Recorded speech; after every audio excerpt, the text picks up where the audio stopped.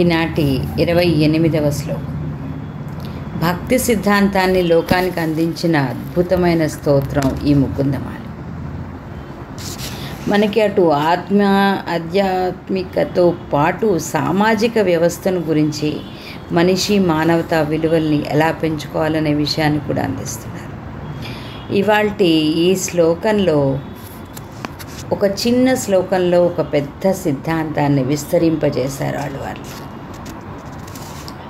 ఇక శ్లోకంలోకి వస్తే, మజ్జన్మ ఫలమిదం మధుకైట భారే మంత్రార్థనీయ యదానుగ్రహ ఏష ఏవ తద్భృత్యస్య పరిచారక భృత్యస్య భృతి ఇతి మాం స్మరలోకనాథ.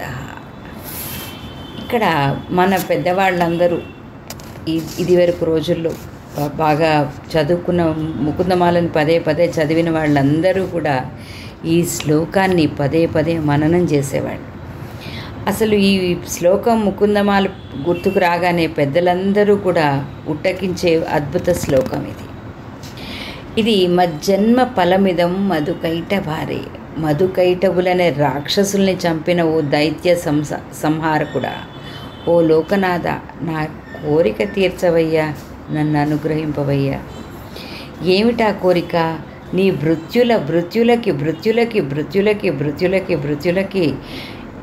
భృత్యునిగా నన్ను తలంచు. నీకుండేటువంటి ఇన్ని వేల కోట్ల భక్తుల్లో నీ భృత్య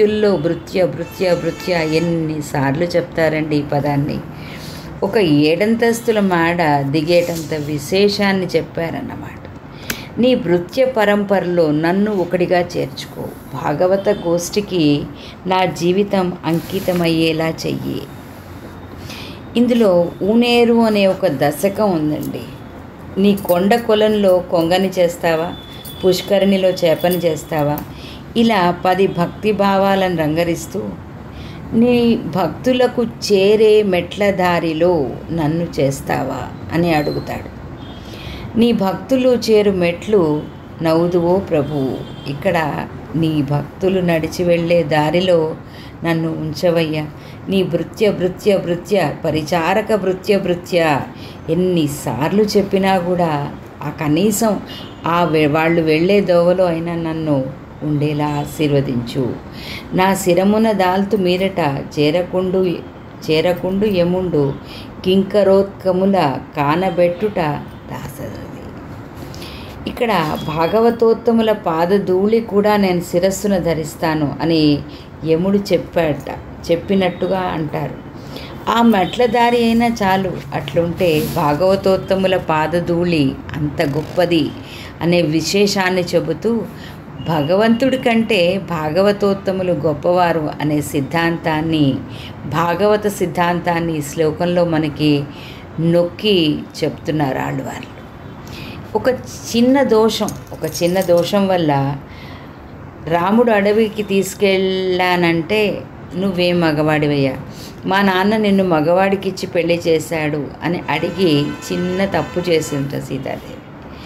ఇంకా పెద్ద దోషం, మారీచుడు లేడి రూపంలో వచ్చి రాముని స్వరంతో అరిచినప్పుడు నేను వెళ్ళి చూడమని చెబితే లక్ష్మణస్వామి కదలకపోతే ఎందుకోసం నువ్వు కదలటం లేదు? ఏ కుదృష్టితో నన్ను భాగవతాపచారం చేశాను? మహద్వంతి భగవంతుని అపచారం కంటే భాగవత అపచారం చాలా పెద్దది. ఏమరుపాటునైనా భాగవత అపచారములు చెయ్యకనే ఏమరుపాటుగా కూడా మనం భాగవతోత్తముల గురించి అపచారాలు చేయకూడదు అని పెద్దలు మళ్ళీ పదే అదే చెప్తూ ఉంటారు. తద్భృత్యస్య పరిచారక భృత్యస్య భృత్య ఇది.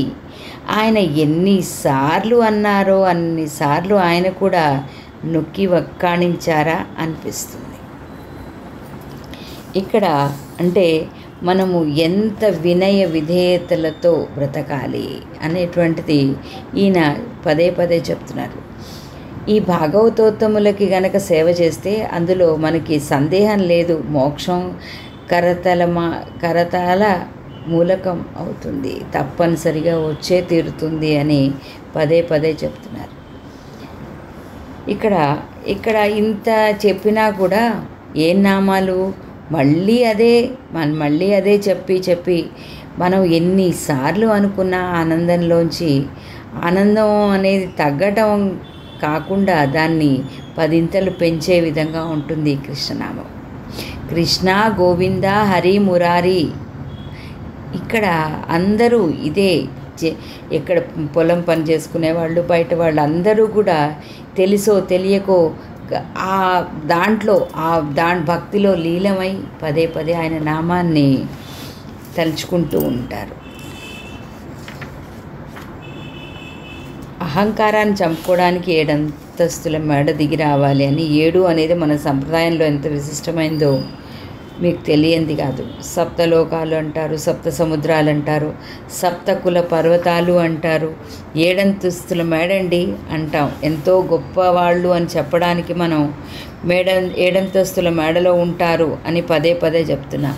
మనం ఈ భాగవతోత్తములకి సేవ చేయడానికి ఇవన్నింటినీ, అంటే మనలో ఉండే అహంకారాన్ని తగ్గించుకొని కిందికి దిగి రమ్మని వాళ్ళు ఉపదేశిస్తున్నారు.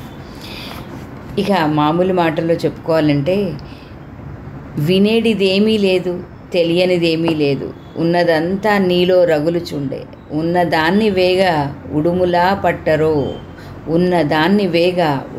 పట్టరో శ్రీకృష్ణుని గనిన జ్ఞానమిది. ఇక మామూలుగా అన్నమయ్య పాట గుర్తు చేసుకున్నాను. ఎక్కడి మానుష జన్మం బెత్తిన ఫలమేమున్నది, నిక్కము నిన్నే నమ్మితి నీ చిత్తంబికను.